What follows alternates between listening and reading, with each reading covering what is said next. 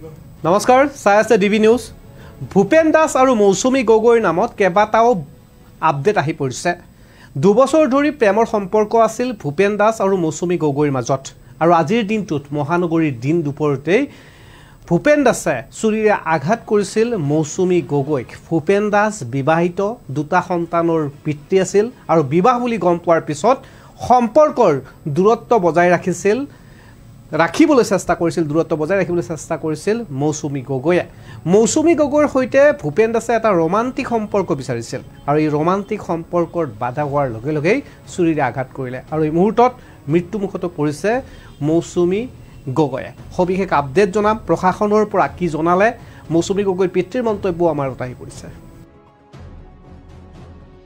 দুবছৰ ধৰি ভূপেন দাসৰ আৰু মৌচুমী গগৈৰ আছিল প্ৰেম ভূপেন দাস বিবাহিত দুটা সন্তানৰ পিতৃ ভূপেন দাস বিবাহিত জানি দূৰত্ব বজাই ৰাখিছিল মৌচুমী গগৈয়ে আৰু মহানগৰীৰ লাজ গেটত চুৰি আঘাত কৰিছিল মৌচুমী গগৈক দূৰত্ব বজাই ৰখাৰ বাবে ইতিমধ্যে জিএমচিএইচত মৃত্যু হৈছে মৌচুমী গগৈৰ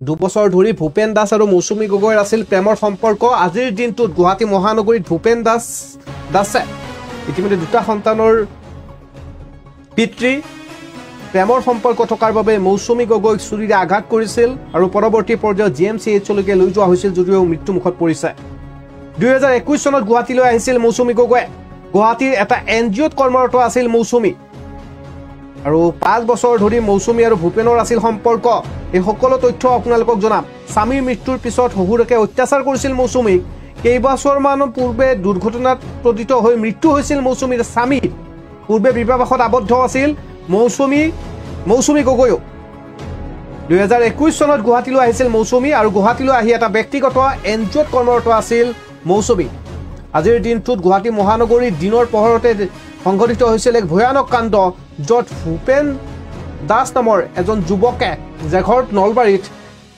চুৰিৰে আঘাত কৰিছিল মৌচুমী গগৈক আৰু মৌচুমী গগৈৰ সৈতে ভূপেন দাসৰ যি সম্পৰ্ক এই সম্পৰ্ক আছিল 5 বছৰীয়া ভুক্তভোগী মৌচুমীৰ ঘৰ টিংখাঙৰ পৰা গুৱাহাটীলৈ 2021 চনত কাম কৰিবলৈ আহিছিল মৌচুমী গগৈয়ে গুৱাহাটীৰ এটা এনজিঅ'ত কৰ্মৰত আছিল মৌচুমী গগৈ আৰু 5 বছৰ ধৰি মৌচুমী আৰু ভূপেন দাসৰ আছিল সম্পৰ্ক 2021 চনত গুৱাহাটীলৈ আহিছিল মৌচুমী গগৈ শহুৰেকৰ অত্যাচাৰত ঘৰলৈ উভতিছিল মৌচুমীয়ে স্বামীৰ মৃত্যুৰ পিছত শহুৰেকে অত্যাচাৰ কৰিছিল মৌচুমীক কেইবছৰমান পূৰ্বে দুৰ্ঘটনাত মৃত্যু হৈছিল মৌচুমী গগৈৰ স্বামীৰ পূৰ্বে বিবাহত আবদ্ধ আছিল মৌচুমী গগৈও আনহাতে প্ৰেমৰ সম্পৰ্ক থকা ভূপেন দাসো দুটা সন্তানৰ পিতৃ ইতিমধ্যে গুৱাহাটীৰ বৈশিষ্ট্যৰ ঘৰ ভূপেন দাস পেছাত এজন বাছ চালক মাজে সময়ে গাড়ী ভাড়া লৈ চলাইছিল ভূপেন দাসে আৰু দীপক ভৰালী নামৰ লোকজনৰ পৰা ভাড়ালৈ লৈছিল শেহতীয়াভাৱে এখন বাহন ভূপেন দাসে 3 দিনৰ বাবে ভাড়ালৈ লৈছিল বাহনখন আৰু বুধবাৰে খ্ৰীষ্টমাছত ভাড়াও মাৰিছিল ভূপেন দাসে কামাখ্যা মন্দিৰলৈকে ভাড়ালৈ যাম বুলি কৈছিল ভূপেন দাসে আৰু বিগত 5 বছৰ ধৰি ভূপেন দাস আৰু মৌচুমীৰ মাজত আছিল সম্পৰ্ক আৰু ভূপেন দাসে শেহতীয়াভাৱে এই সম্পৰ্কত ৰোমান্স বিচাৰিছিল আৰু বিবাহিত ভূপেন দাসৰ দুটা সন্তানৰ পিতৃৰ কথা গম পোৱাৰ পিছত মৌচুমী গগৈয়ে দূৰত্ব বজাই ৰাখিবলৈ চেষ্টা কৰিছিল আৰু দূৰত্ব বজাই ৰখাৰ বাবে অৱশেষত ভূপেন দাসৰ খং উঠিল আৰু ভূপেন দাসে চুৰিৰে আঘাত কৰিছে আৰু চুৰিৰে আঘাত কৰা ভূপেন দাসে নিজেও আত্মহত্যা কৰাৰ চেষ্টা কৰিছিল আৰু ভূপেন দাসৰ মানি বেগত মৌচুমী গগৈৰ প্ৰায় 20খনমান ফটো উদ্ধাৰ হৈছে শেহতীয়াভাৱে আজিৰ দিনটো দেখা পোৱা গৈছে গুৱাহাটী মহানগৰীৰ যি চুৰিঘাট কাণ্ড যুৱতীৰ মৃত্যু আৰু মৃত্যুৰ পিছতে এতিয়া আৰক্ষী প্ৰশাসনো তদন্তৰ বাবে সাজু হৈ পৰিছে এই বিষয়টোৰ ওপৰত ইতিমধ্যে মৌচুমী গগৈৰ পিতৃৰ মন্তব্য আমাৰ হাতত আহি পৰিছে আৰু এই ঘটনা সন্দৰ্ভত গুৱাহাটীৰ চুৰিঘাট যুৱতীৰ মৃত্যু সন্দৰ্ভত আইজিপি পাৰ্থসাৰথী মহন্তৰ প্ৰতিক্ৰিয়া আহি পৰিছে পাৰ্থসাৰথী মহন্তই কি জনালে এই বিষয়ত শুনাই লৈছো এটা এনজিঅ'ত কাম কৰে ঠিক এনেকুৱা সময়তে 10:30-11 এনেকুৱা সময়ত ছোৱালীজনী কামলৈ ওলাই যায় আজি ঠিক সেইটো সময়তে এটা এই যিটো চুৰি মৰা যিটো ঘটনা সংঘটিত হ'ল এই গেটৰ সন্মুখত ছোৱালীজনীক এটা ল'ৰাই পেটত আৰু হাততো আঘাত পাইছে, ডিঙিটো পাইছে, খুব বেয়াকৈ চুৰি মাৰিছে আৰু তাৰ পাছত এই গোটেই ঘটনাটো হ'ল আৰু লগে লগে পুলিচে তদন্ত আৰম্ভ কৰিলে। ইয়াৰ পৰা খবৰ যেতিয়া পালে, খবৰ পোৱাৰ লগে লগে পুলিচে তদন্ত আৰম্ভ কৰিলে আৰু তদন্তত স্পেচিয়েল অপাৰেশ্যন গ্ৰুপক নিয়োজিত কৰা হ'ল আৰু সেই ল'ৰাটোক ট্ৰেক কৰি CCTV ফুটেজ সংগ্ৰহ কৰা হ'ল, ল'ৰাটোক ট্ৰেক কৰিবলৈ আৰম্ভ কৰা হ'ল আৰু ল'ৰাটোক ইতিমধ্যে স্পেচিয়েল অপাৰেশ্যন গ্ৰুপে কৰায়ত্ব কৰিছে আৰু সেই ল'ৰাটোৱেও নিজকে পেটত চুৰিৰে আঘাত কৰিছে, হয়তো ছুইচাইড কৰিবলৈ চেষ্টা কৰিব পাৰে। কিমান ফেটেল এইটো সময়ত দেখা যাব, কথাখিনি ওলাব। কিন্তু সেই ল'ৰাটোক এখন গাড়ীত পোৱা গ'ল, ল'ৰাটোকো লৈ যোৱা হৈছে হস্পিটেললৈ। এতিয়ালৈকে যিখিনি দেখা যায় যে ছোৱালীজনীৰ লগত সেই ল'ৰাটোৱে সম্পৰ্ক স্থাপন কৰিব বিচাৰিছিলে, তেওঁলোকে এটা ৰোমান্টিক সম্পৰ্ক বিচাৰিছিলে, কিন্তু ছোৱালীজনীয়ে সেই সম্পৰ্ক বিচৰা নাছিল।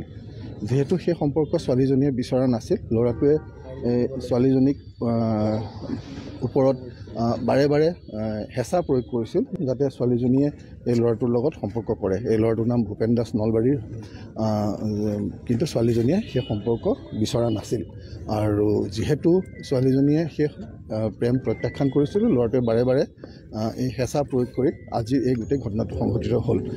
ইয়াৰ বাহিৰে এতিয়া এই মুহূৰ্তলৈকে এইখিনি কথা আমি পাইছোঁ আৰু ইয়াৰ বাহিৰে যিখিনি কথা ওলাব আমি আপোনালোকক জনাম। কিন্তু গুৰুত্বপূৰ্ণ কথাটো হ'ল যে যিটো আসামী, সেই আসামীটো কৰায়ত্ব হৈছে। গতিকে বাকী কামখিনি এতিয়া আৰু কোনোবা আছে নেকি তাৰ লগত, সেই গোটেই কথাখিনি তাৰপিছত ওলাব, কি আছে কি নাই। কাৰণ ল'ৰাটো যিহেতু কৰায়ত্ব হ'ল, তো আচল কামটো হৈ গ'ল। তেখেতে নিজে উবেৰখন চলাই আহিছিল নেকি, কোনো বেলেগ? সেই গোটেই কথাখিনি এতিয়া ওলাব, কাৰণ ল'ৰাটোৰ মুখেৰে ফেন ওলাই আছে, এই কথা ক'ব পৰা হোৱা নাই। বাকী সেইখিনি যিখিনি চেক, ক্ৰছ চেক, যিখিনি ভেৰিফিকেশ্যন, ৰিভেৰিফিকেশ্যন কৰিব লাগে, সেই গোটেই ইনভেষ্টিগেশ্যনৰ প্ৰচেছটো চলি আছে। গতিকে আমাৰ কাৰণে আটাইতকৈ গুৰুত্বপূৰ্ণ কথাটো আছিলে যে ছোৱালীজনীক ততালিকে চিকিৎসা প্ৰদানৰ চেষ্টা কৰা আৰু যিটো আসামী তাক কৰায়ত্ব কৰা। গতিকে ছোৱালীজনীকো লৈ যোৱা হ'ল লগে লগে মেডিকেললৈ, তাত যিখিনি চেষ্টা চলিব লাগে সেইখিনি চলিছে বা চলিছিল আৰু ল'ৰাটোক ততালিকে গ্ৰেপ্তাৰ কৰা হৈছে, আসামীক গ্ৰেপ্তাৰ কৰা হৈছে। গতিকে বাকী যিখিনি কাম, আনুষংগিক কাম গোটেইখিনি চলি আছে আৰু ইয়াৰ পিছৰ পৰ্যায়ত আমি আপোনালোকক সেইখিনি কথা কিবা আগতে গোচৰ দিছিলে নেকি? এটা গোচৰ পাণবজাৰ থানাত দিছিলে। সেই গোচৰটো দিয়াৰ তেনেকুৱা গোচৰৰ ক্ষেত্ৰত যিখিনি প্ৰচিডিঅ'ৰ হয় সেইখিনি পাণবজাৰ থানাই সেই প্ৰচেছখিনি কৰিছিল আৰু সেই ক্ষেত্ৰত যিখিনি কাম কৰিব লাগে তাৰ পৰা সেইখিনি তেওঁলোকে কৰি আছিল। আৰু বাকী সেই গোচৰৰ ক্ষেত্ৰত কি আছে সেইখিনিও আমি গোটেইখিনি বস্তু ভালকৈ চাম। এই যুৱকজনৰ বিৰুদ্ধে দিছিল। ছোৱালীগৰাকীজনীৰ দেউতাকো আৰক্ষীতে কৰ্মৰত বুলি কৈছে। এই গোটেইখিনি কথা আছিলে আৰক্ষী বিষয়া পাৰ্থসাৰথী মহন্তৰ মন্তব্য, য'ত উল্লেখ কৰিছে যে এক ৰোমান্টিক সম্পৰ্ক বিচাৰিছিল ভূপেন দাসে। এক লোমহৰ্ষক ঘটনাই জোকাৰি গ'ল গুৱাহাটী মহানগৰীত। পুৱাৰ ভাগতে গুৱাহাটীৰ লাজগেটত নাহৰণি পথত সংঘটিত হ'ল গাৰ নোম শিহৰি উঠা এক ভয়ংকৰ ঘটনা। ৰেপিডৰ বাবে ৰৈ থকাৰ সময়তে এগৰাকী যুৱতীক চুৰিৰে আক্ৰমণ আৰু আক্ৰমণত গুৰুতৰভাৱে আহত হয় মৌচুমী গগৈ নামৰ যুৱতীগৰাকী। লগে লগে যুৱতীগৰাকীক ভৰ্তি কৰোৱা হয় হাস্পতালত আৰু শেষ নিশ্বাস ত্যাগ কৰিলে মৌচুমী গগৈ নামৰ সেই যুৱতীগৰাকী। ভূপেন দাস নামৰ এজন যুৱকে সংঘটিত কৰে এই ভয়ংকৰ ঘটনা।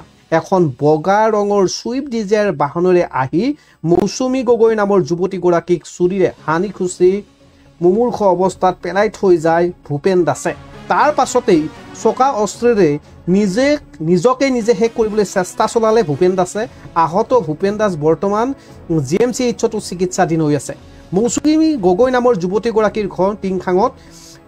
পূৰ্বে বিবাহপাশত আবদ্ধ আছিল মৌচুমী। কেইবছৰমান পূৰ্বে এক দুৰ্ঘটনাত মৃত্যু হৈছিল মৌচুমীৰ স্বামীৰ আৰু স্বামীৰ মৃত্যুৰ পিছতে শহুৰেকে অত্যাচাৰত ঘৰলৈ উভতি আহিছিল মৌচুমীয়ে।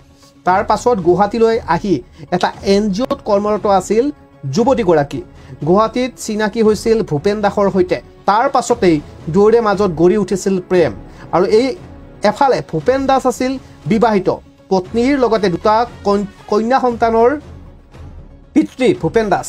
গুৱাহাটীৰ বৈশিষ্ট্যত থাকে ভূপেন দাসৰ পৰিয়াল। পেছাত ভূপেন দাস এজন বাছ চালক, কিন্তু মাজে সময়ে গাড়ী ভাড়ালৈ চলাই আহিছিল আৰু দীপ ভৰালী নামৰ এজন লোকৰ পৰা বগা ৰঙৰ ছুইফ্ট গাড়ীখন ভাড়ালৈ লৈছিল। বুধবাৰে খ্ৰীষ্টমাছৰ বাবে ভাড়ালৈ আনিছিল গাড়ীখন ভূপেন দাসে। কামাখ্যা মন্দিৰত ভাড়ালৈ যাম বুলি কৈছিল মালিকক। কাইলৈ যোৱাৰ কথা আছিল পৰিবাৰৰ পবিতৰালৈ। 2 বছৰ ধৰি ভূপেন দাসৰ সৈতে প্ৰেমৰ সম্পৰ্ক আছিল মৌচুমীৰ। 5 বছৰ আগতেই চিনাকি। 2 বছৰ ধৰি মৌচুমী আৰু ভূপেন দাসৰ মাজত যি প্ৰেমৰ সম্পৰ্ক গাঢ় হৈ পৰিছিল, কিন্তু ভূপেন দাস যেতিয়া বিবাহিত বুলি গম পালে মৌচুমীয়ে, তাৰ পিছত মৌচুমীয়ে দূৰত্ব বজাই ৰাখিবলৈ চেষ্টা কৰিছিল। কিছুদিন পূৰ্বে মৌচুমীয়ে জানিব পাৰিছিল যে ভূপেন দাস বিবাহিত বুলি। তাৰ পাছৰ পৰাই ভূপেন দাসৰ সৈতে দূৰত্ব বজাই ৰাখিবলৈ চেষ্টা কৰিছিল মৌচুমীয়ে, কিন্তু মৌচুমীৰ পৰা পোৱা পূৰ্বৰ মৰম নোপোৱাৰ বাবে ভূপেন দাস খঙাল হৈ পৰিছিল। অৱশেষত এই সকলো বিষয়ৰ ওপৰত সহ্য হোৱা নাছিল ভূপেন দাসে। প্ৰায়ে আহি মৌচুমীৰ ভাড়াঘৰৰ সন্মুখত ৰৈ আছিল ভূপেন দাসে। ফোনযোগে নিজকে শেষ কৰি দিয়াৰ ভাবুকিও দিছিল ভূপেন দাসে। ভূপেন দাসে ভাবুকি দিয়া সন্দৰ্ভত পাণবজাৰ থানাত ইতিমধ্যে পূৰ্বেই মৌচুমী গগৈয়ে দিছিল এজাহাৰ, কিন্তু ভূপেন দাসক হাজিৰ কৰা নাছিল থানাত। 2 বছৰ পূৰ্বেই বিহুত মৌচুমীক লৈ ভূপেন দাসে মৌচুমীহঁতৰ ঘৰলৈ গৈছিল ফুৰিবলৈ। আৰু সন্ধিয়া কাইলৈ খ্ৰীষ্টমাছৰ সন্ধিয়া 5 বজাৰ পৰা 8:30 দুয়ে আছিল একেলগে। কিন্তু মৌচুমী গছৰ মীমাংসাৰ কথা আছিল, যিহেতুকে পূৰ্বতে পাণবজাৰ থানাত এখন মৌচুমী গগৈয়ে FIR দি থৈছিল আৰু দুয়োৰে মাজত বুজাবুজি হোৱাৰ কথা আছিল। কিন্তু তাক পূৰ্বে ভূপেন দাসে সংঘটিত কৰিলে এক ভয়ংকৰ ঘটনা। GMCHত চিকিৎসাধীন ভূপেন দাসৰ পাৰ্চতো পোৱা গৈছিল মৌচুমী গগৈৰ প্ৰায় 20খনমানকৈ ফটো। ভূপেন দাসৰ ঘৰ নলবাৰীৰ সৰিয়তলীৰ মালাকৰ চুবুৰীত। বৰ্তমান ভূপেনৰ গাঁৱৰ ঘৰতো নাই কোনো, মাটি আছে যদিও ঘৰত উপস্থিত নাই কোনো লোক। পত্নী আৰু 2 সন্তানৰ কন্যাৰ সৈতেই ভূপেন দাসে থাকে গুৱাহাটীত কেইবাবছৰ ধৰি গাড়ী চলাই জীৱন নিৰ্বাহ কৰি আছে ভূপেন দাসে। আৰু দুয়োৰে মাজত দূৰত্বই যেন সহ্য হোৱা নাছিল ভূপেনৰ। মৌচুমীয়ে দূৰত্ব বজাই ৰখাৰ বাবে ক্ষুণ্ণ হৈ পৰিছিল ভূপেন, যাৰ বাবে এক ভয়ংকৰ ঘটনা সংঘটিত কৰিলে ভূপেন দাসে। প্ৰেমৰ এক ভয়ংকৰ পৰিণতি বুলি ক'ব পাৰি। ঘটনাৰ তদন্ত অব্যাহত ৰাখিছে আৰক্ষীয়ে ইতিমধ্যে উল্লেখ কৰিছে। বিষয়াগৰাকী পাৰ্থসাৰথী মহন্তৰ মন্তব্য আপোনালোকক শুনালো, য'ত উল্লেখ কৰিছে যে এক ৰোমাঞ্চৰ সম্পৰ্ক বিচাৰিছিল ভূপেন দাসে। ইতিমধ্যে মৌচুমী গগৈ টিংখাঙৰ যি ঘৰ, এই ঘৰৰ ভিজুৱেল আমাৰ হাতত আহি পৰিছে। ঘৰৰ পিতৃৰ মন্তব্যও আমাৰ হাতত আহি পৰিছে। ইনজেষ্ট হৈছে কিছু সময়ৰ পিছত PCR টিমে আপোনালোকক দেখাব সেই দৃশ্যাংশ। কিন্তু এক কথাত ক'ব পাৰি যে প্ৰেমৰ বাবেই এই ধৰণৰ ঘটনা সংঘটিত হোৱা বুলি ক'ব পাৰি। তাই মানে 21 বুলি ক'ব পাৰি। গুৱাহাটীত পূৰবী বুলি এগৰাকী মানে লগৰ মোৰ বাৰেকৰ নিচিনা, তাই মাতি পঠাই দিলে ঘৰত থকাতকৈ গুৱাহাটীলৈ গুচি আহিলে, মোৰ লগতে থাকিবি, কাম বন কৰিবি। তেনেকৈ বুলি পঠিয়াই দিয়াহে। মই কিন্তু এবাৰো গুৱাহাটীলৈ যোৱা নহ'ল। ক'ত কি কৰিছে কি নাই কৰা মই সেইবোৰ বিশেষকৈ নাজানো। মাত্ৰ গুৱাহাটীত আছে বুলি জানো। পূৰবীৰ লগতে কিছুদিন আছিলে, তাৰপিছত এতিয়া পূৰবীৰ নাম লগ আজি বেছি দিন হোৱা নাই, 15 দিনমান হৈছে নেকি, যে মোৰ ওচৰৰ পৰা তাই গুচি গ'ল, বেলেগ ৰুমত ৰুম ল'লে আৰু বেলেগকৈ থাকে, তেনেকৈ বুলিহে মোক জনাইছে। বিশেষ কি হ'ল কি নাই মই এতিয়া নাজানো, ক'ব নোৱাৰোঁ। আপুনি ঘটনা কি বুলি গম পায় এতিয়া? মই ডাঙৰটোৰ মুখত শুনিছোঁ, জাগুনৰ পৰা ফোন কৰিছে ডাঙৰটোৱে যে ননৰ এক্সিডেণ্ট হ'ল। কিমান কি এক্সিডেণ্ট নাজানো, গতিকে অলপ হেৰি নেকি, অলপ চিৰিয়াছেই নেকি, তেনেকৈ বুলি ক'লে মানে।